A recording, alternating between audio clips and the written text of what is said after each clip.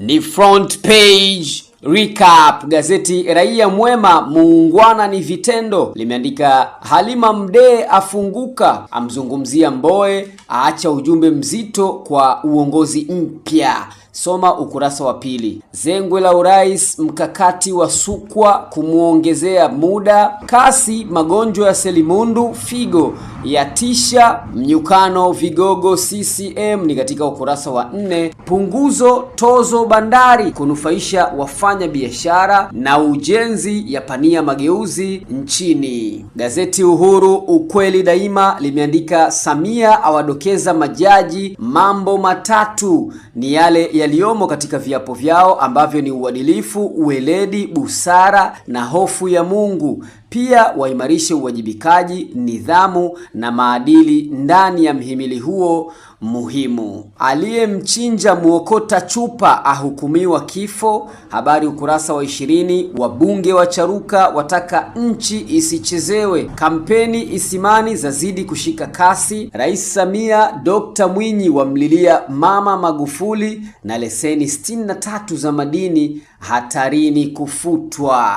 Nipashe Mwanga wa Jamii limeandika Mdee afunguka ya moyoni Chadema, asema muda wa maridhiano umefika, akumbuka majeraha ya kisiasa kupigwa misumari. Uongozi wa chama wasema akitaka kurejea afuate utaratibu, habari ukurasa wa pili. Mama JPM alivyougua miaka 4 hadi kifo chake. Onyo latolewa msiuze nyama sikukuu ya leo, igawiwe bure. Kamati ya amani yasema Tanzania hakuna tatizo la kidini, na CCM mguu sawa kufuata nyayo za Chadema kaskazini. Upande wa juu Nipashe limeandika Rais Samia aitaka mahakama ilinde heshima ya taifa, na wakazi wazua taharuki wakidai fedha kupotea, mazingira tata usiku. Gazeti wa Machinga sauti ya wanyonge limeandika Dr. Samia asema majaji toeni uamuzi wa hukumu bila huba wala chuki.